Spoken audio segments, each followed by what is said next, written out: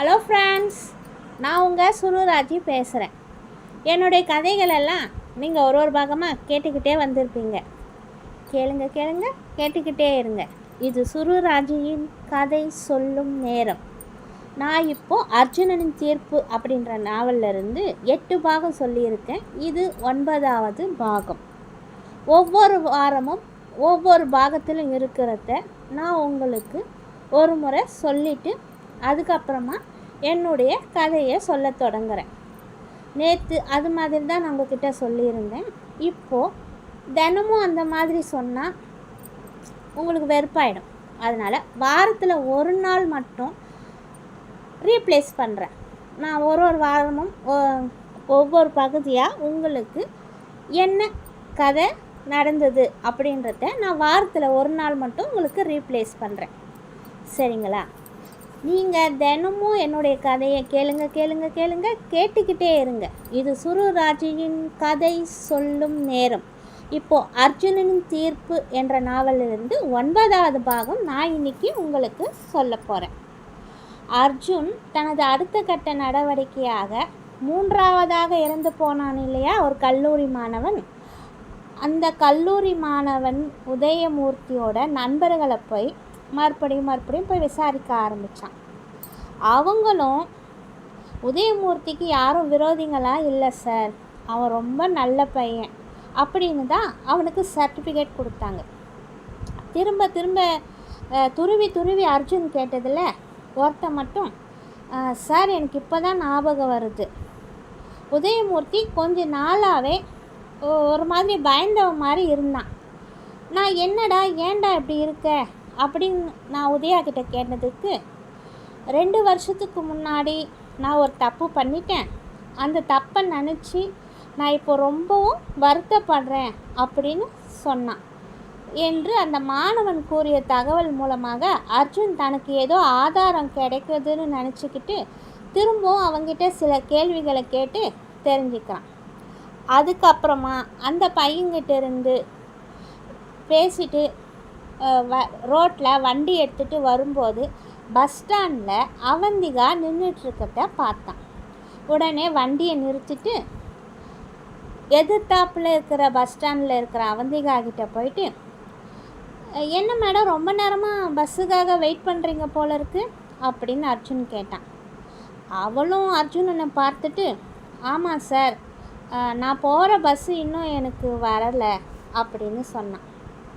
அப்போ அர்ஜுன் சிரிச்சுக்கிட்டே, ஏம்மா போய் சொல்கிற, நீ போகிற இடத்துக்கு நிறைய பஸ்ஸு வந்துக்கிட்டு தான் இருக்குது, ஆனால் நீ காசு கம்மியாக இருக்கிற ஒயிட் போர்டு பஸ்ஸு தானே எதிர்பார்த்து நின்றுட்டுருக்கேன்னு எனக்கு சொல்லு அப்படின்னு சிரித்தான்.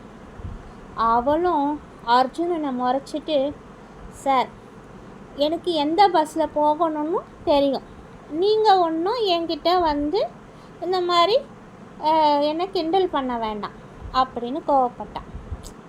சும்மா நடிக்காதம்மா, மாத கடைசி உங்ககிட்ட காசு இல்லைன்னு சொல்லு அப்படின்னு சொல்லிக்கிட்டே அர்ஜுன் அவனுடைய ஷர்ட் பாக்கெட்லேருந்து சில ரூபாய் நோட்டுகளையும் சில சில்லறைகளும் எடுத்து அவளிடம் தர வந்தான். அவள் அதை வாங்காமல், பரவாயில்ல சார், நீங்கள் இந்த மாதிரியெல்லாம் பண்ணாதீங்க, எனக்கு இன்சல்ட் பண்ணுற மாதிரி இருக்குது, நான் எவ்வளோ நேரம் ஆனாலும் வெயிட் பண்ணியே போகிறேன், உங்கள் காசெல்லாம் எனக்கு எதுவும் வேண்டாம் என்று கோவப்பட்டான்.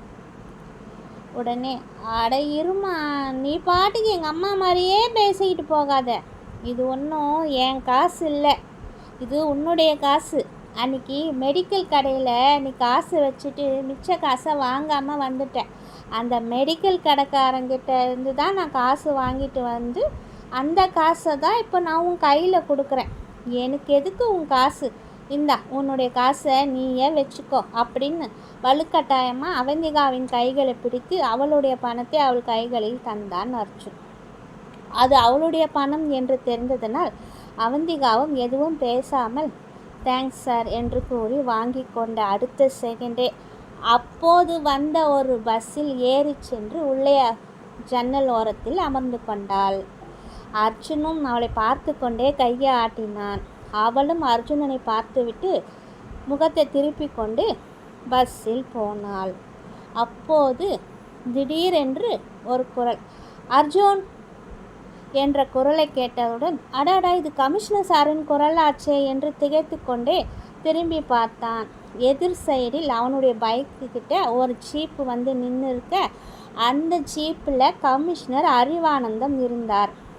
அவரை பார்த்த உடனே அர்ஜுன் அவர்கிட்ட போய், என்ன சார், நீங்கள் சொல்லி அனுப்பியிருந்தீங்கன்னா நானே வந்து உங்களை பார்த்துருப்பேனே என்று கமிஷனரிடம் கேட்டான் அர்ஜுன்.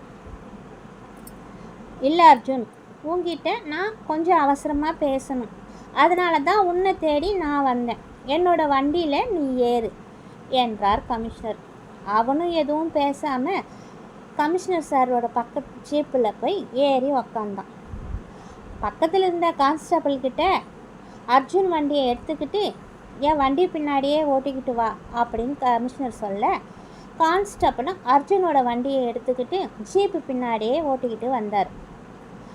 ஜீப்பில் போகும்போது கேஸ் பற்றிய தகவல்களை கமிஷனர் அறிவானந்தவிடம் பேசிக்கொண்டே வந்தான் அர்ஜுன். கமிஷனர் நேராக அவரோட வீட்டுக்கு அர்ஜுனனை அழைச்சிக்கிட்டு போகிறார். அப்போ அர்ஜுன், சார், கேஸ் விஷயமாக தானே பேச போகிறீங்க?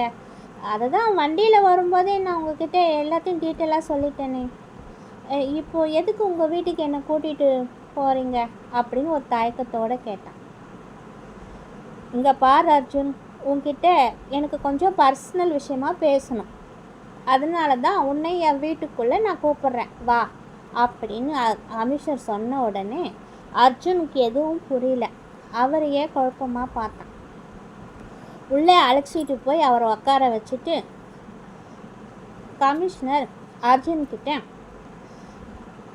அர்ஜுன், உனக்கே தெரியும் என் மனைவி இருந்து பல வருஷங்கள் ஆகிடுச்சு. என்னோட மகள் அனுராதாவுக்காக தான் நான் இன்னொரு கல்யாணமே பண்ணிக்காம இருந்தேன். என் மக மேலே நான் எவ்வளோ பாசம் வச்சுருக்கேன்னு உனக்கு தெரியாததில்லை, உன்னை விட வேறு யாருக்கு தெரியும் அப்படின்னு கமிஷனர் ஒரு மாதிரி வருத்தப்படுற குரலில் பேசினார். அப்புறம் அர்ஜுனும் அவரே பார்த்தான். சரி, இவர் என்ன தான் சொல்ல வர்றாருன்னு கேட்கலான்னு பொறுமையாக அவர் சொல்கிறதையும் கேட்டுக்கிட்டு இருந்தான். அர்ஜுன், நீ என் பொண்ணை கல்யாணம் பண்ணிப்பேன்னு நான் ஆசைப்பட்டேன். ஆனால் நீ உன் அம்மா பார்க்குற பொண்ணை தான் கல்யாணம் பண்ணிப்பேன்னு சொன்னதுனால நான் உன் அம்மா கிட்ட போயிட்டு என் மகளை உங்கள் பையனுக்கு கல்யாணம் பண்ணி வைங்கன்னு நான் கேட்டேன். முதல்ல உங்கள் அம்மாவும் அதுக்கு ஒத்துக்கிட்டாங்க. அதுக்கப்புறம் என் மகளுக்கு அடிக்கடி வர அந்த வலிப்பு நோய் தெரிஞ்சதுக்கப்புறம் அர்ஜுனனுக்கு இந்த பொண்ணை எனக்கு திருமணம் செய்து வைக்க விருப்பம் இல்லைன்னு சொல்லிட்டாங்க. இது உனக்கு நல்லாவே தெரியும். இருந்தாலும் நீ என் மகளை தான் கல்யாணம் பண்ணிப்பேன்னு நான் ரொம்ப நம்பிக்கையோடு இருந்தேன் அப்படின்னு கமிஷனர் சார் சொல்லவும், உடனே அர்ஜுன் குறுக்கிட்டு, சார், நீங்கள் என்னை தப்பாக புரிஞ்சுக்கிட்டீங்க. எங்கள் அம்மா உங்கள் மகளை தான் கல்யாணம் பண்ணிக்கணும்னு சொன்ன போதே எங்கள் அம்மா கிட்டேயே நான் வேண்டான்னு தான் சொன்னேன். உங்கள் மகன் மேலே எனக்கு ஒரு நல்ல நட்பு இருக்குது, உங்கள் மகக்கிட்ட குறை இருக்குது அப்படின்றதுக்காக நான் வேண்டான்னு சொல்லலை. எனக்கு உங்கள் மகளை ஒரு நல்ல ஃப்ரெண்டாக தான் நான் பார்த்துருக்கேன். அதனால தான் கல்யாணம் பண்ணிக்கிற அளவுக்கு எனக்கு எந்த ஒரு ஈடுபாடும் உங்கள் மகக்கிட்ட இல்லை. அதை நான் உங்கள் மக அனுராதாக்கிட்டேயே ஏற்கனவே சொல்லிட்டேன். உங்கள் மக இதை பற்றி உங்ககிட்ட எதுவும் சொல்லலையா அப்படின்னு அர்ஜுன் சொன்னான். என்ன அர்ஜுன், நீ என்ன சொல்கிற? என் மகளை கல்யாணம் பண்ணிக்க மாட்டேன்னு என்னோட மக அணுகிட்டே நீ சொல்லிட்டியா? நீ எப்படி அந்த வார்த்தையை என் மகக்கிட்ட சொன்னேன்? என் மகளுக்கு வலிப்புன்றது உனக்கு ஒரு குறை இல்லைன்னு சொல்கிற, அப்புறம் எந்த காரணத்துக்காக என் மகளை நீ கல்யாணம் பண்ணிக்க மாட்டேன்னு சொல்கிற? வேறு என்ன காரணம் நீ சொல்ல போகிற? எனக்கு சொல்லு அப்படின்னு கோவப்பட்டார். உடனே அர்ஜுன், சார், இங்கே பாருங்கள், பிடிச்சிருக்கு பிடிக்கலை, இந்த ரெண்டுத்துக்கும் 1000 காரணம் தனித்தனியாக சொன்னாலும் திரும்பவும் கடைசியில் சொல்கிறது பிடிச்சிருக்கு பிடிக்கலை. இதை தான் சார் சொல்ல முடியும். என்னாலையும் இவ்வளோ தான் சொல்ல முடியும். எனக்கு அணுவை பிடிச்சிருக்கு, ஆனால் கல்யாணம் பண்ணிக்கிற அளவுக்கு எனக்கு விருப்பம் இல்லை.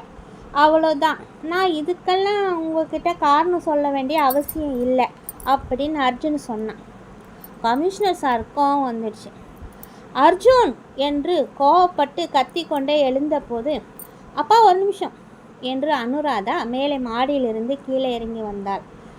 2 பேர்கிட்டையும் சொல்கிறேன், இங்கே பாருங்க, என்னால் நீங்கள் 2 பேரும் இப்படி ஒருத்தருக்கு ஒருத்தர் கோவப்படாதீங்க ப்ளீஸ்ப்பா, அர்ஜுன்கிட்ட சண்டை போடாதீங்க அப்படின்னு அனுராதா சொன்னான். அப்போ கமிஷனர், இல்லை அனுமா, அர்ஜுனனுக்கு உன்னை கல்யாணம் பண்ணி வைக்கணும்னு நான் எத்தனை நாளாக ஆசைப்பட்டேன். ஆனால் இவன் இப்படி பேசுகிறானே, என்னால் தாங்க முடியல என்று கூறி வருத்தப்பட்டார். அப்பா, அர்ஜுன் முதலையே என்கிட்ட சொல்லிட்டார். இப்போ எனக்கு ஒரு நல்ல ஃப்ரெண்டாக இருக்கார். அவர் சொன்ன காரணத்தை என்னால் ஏற்றுக்க முடியலைன்னாலும் அர்ஜுனோட நிலைமை எனக்கு புரிஞ்சதுனால நானும் அவர் சொன்ன காரணத்துக்கு ஒத்துக்கிட்டேன். உங்களுக்கு அப்புறம் எனக்கு இருக்கிற ஒரே ஒரு ஆதரவு அர்ஜுன் மட்டும்தான்ப்பா. நீங்கள் கோவப்பட்டு எதையாவது அவன்கிட்ட பேசி அவனுடைய நட்பையும் என்கிட்ட இருந்து பிரிச்சுடாதீங்கப்பா அப்படின்னு சொல்லி அனுராதா அழுதுகிட்டே கமிஷனரோட மார்பில் சாய்ந்தா. கமிஷனருக்கும் என்ன பேசுறதுன்னே தெரில. தன் மகளை ஆதரவாக கட்டி அணைத்து கொண்டு தட்டி கொடுத்தார். அர்ஜுனனும் இதுக்கப்புறம் நம்ம என்ன பேசினாலும் இவங்க மனசுக்கு வருத்தப்படும் அப்படின்னு நினச்சிக்கிட்டு வீட்டை விட்டு மெதுவாக வெளியில் வந்துட்டான். ஓகே ஃப்ரெண்ட்ஸ், இது சுருராஜியின் கதை சொல்லும் நேரம். இது 9வது பாகம் இத்துடன் முடிவடைந்தது. மீண்டும் 10ஆம் பாகத்தில் உங்களை சந்திக்கும் வரை உங்களிருந்து விடைபெறுவது சுருராஜி. கேளுங்க கேளுங்க கேளுங்க, சுருராஜின் கதையை கேட்டுக்கிட்டே இருங்க. இது சுருராஜியின் கதை சொல்லும் நேரம். பாய்.